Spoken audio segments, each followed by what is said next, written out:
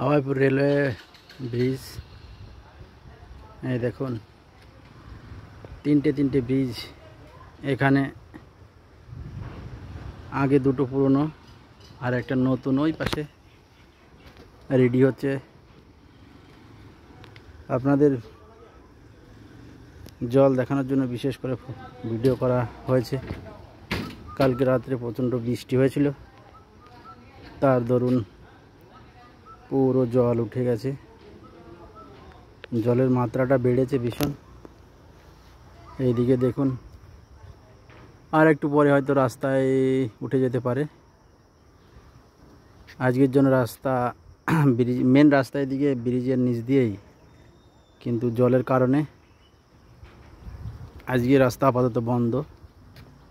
মানুষ আসছে, সব ব্যাক করে করে অন্য দিক দিয়ে ঘুরে যাচ্ছে। কালকের বৃষ্টির দরুনে আজকে পুরো ফ্ল্যাট হয়ে গেছে।